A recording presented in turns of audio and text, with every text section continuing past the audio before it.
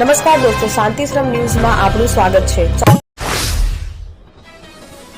સિહોરી પંથકમાં ઉનાળાની કાળઝાળ ગરમી વચ્ચે પાણીની તંગી વધી છે। ખેડૂતો માટે પરિસ્થિતિ વધુ કઠિન બની છે। જમીનના તળ ઊંડા જતા ખેતરો માટે પાણી મળવું મુશ્કેલ બન્યું છે। બોરવેલમાં પણ પાણીની સપાટી ઘટી ગઈ છે। ખેડૂતોની માંગ છે કે બનાસ નદીમાં સુજલામ સુફલામ કેનાલનું પાણી છોડવામાં આવે।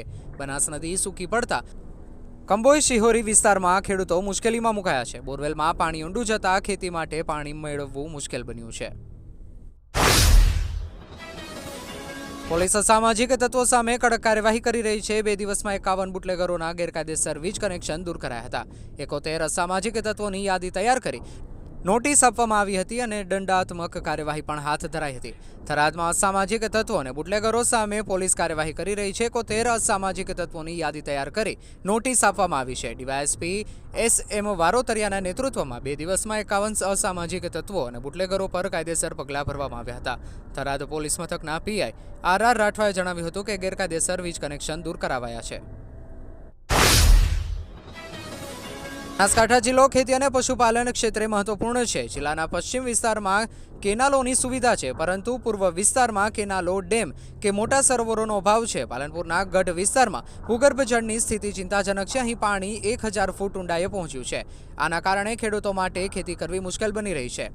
દિવસે દિવસે ભૂગર્ભ જળ વધુ ઊંડા જઈ રહ્યા છે। આ સમસ્યાના સમાધાન માટે હિરલબેન ચૌધરીની આગેવાનીમાં એક મહત્વપૂર્ણ બેઠક યોજાઈ હતી।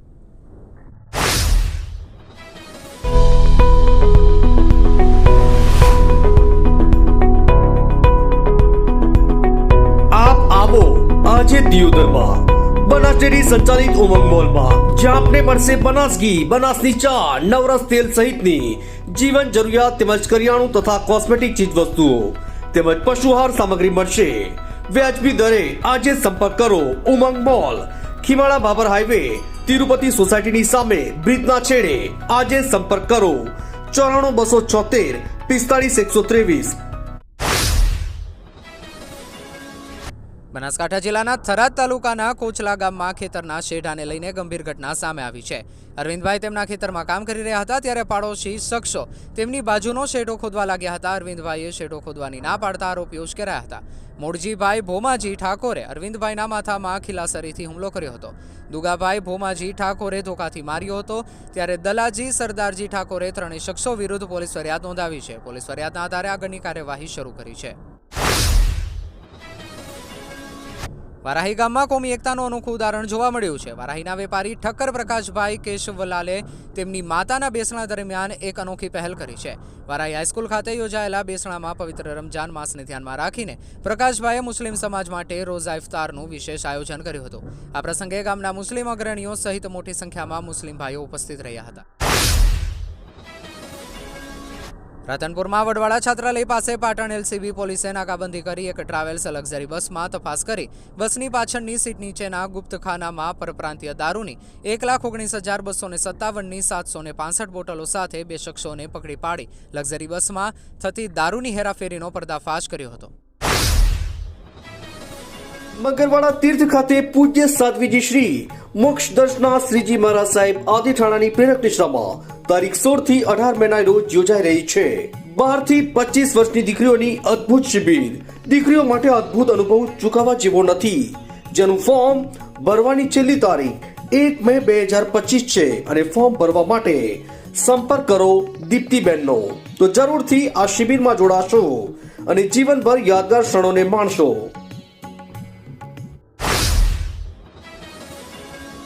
વન વિભાગે રેસ્ક્યુ કરી દીપડાને પકડી પાંજરે પુરાયો। 2 વ્યક્તિઓને સામાન્ય ઇજાઓ પહોંચાડી હતી। પાલનપુર તાલુકાના વાસણ ગામમાં એક દીપડો ઘૂસી આવતા ભારે દોડધામ મચી ગઈ હતી। ગામના એક ખેતરમાં આવેલા રહેણાંક મકાનમાં દીપડો દેખાતા આસપાસના લોકોએ ભય સાથે દીપડાને પકડવા પ્રયાસ શરૂ કર્યો હતો।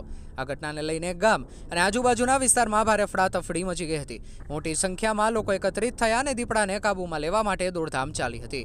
ગામ લોકોએ તરત જ વન વિભાગને જાણ કરતા અધિકારીઓ ઘટના સ્થળે દોડી આવ્યા હતા અને વન વિભાગની ટીમે સંપૂર્ણ સાવચેતી સાથે દીપડાનું રેસ્ક્યુ કરી પાંજરે પૂરવામાં આવ્યું।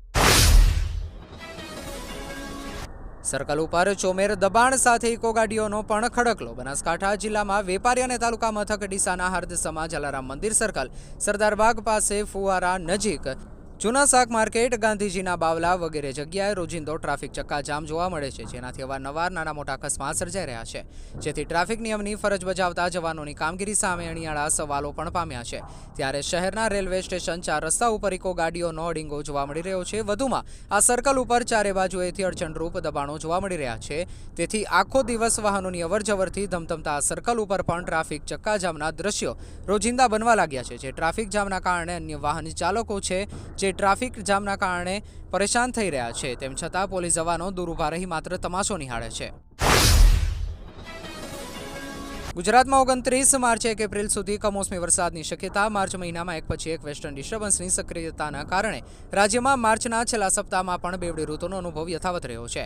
શનિવારે ગુજરાતના મુખ્ય 15 પૈકી 7 શહેરોનું મહત્તમ તાપમાન 37 ડિગ્રી પર હતું, ત્યારે 12 શહેરોનું લઘુત્તમ તાપમાન 22 ડિગ્રીથી નીચે રહ્યું હતું. બેવડી ઋતુના અનુભવ વચ્ચે રાજકોટ અને ભુજમાં ગરમીનો પારો 40 ડિગ્રી રહ્યો હતો, જ્યારે 19.5 ડિગ્રી સાથે ગાંધીનગરની રાત સૌથી ઠંડી રહી.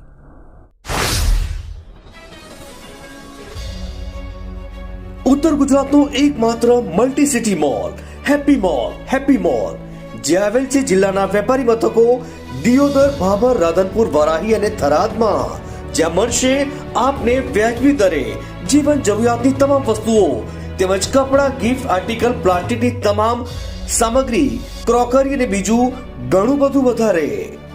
તો આજે જ આવો હેપી મોલ અને કરો ખરીદી તમારી મનગમતી વસ્તુઓની.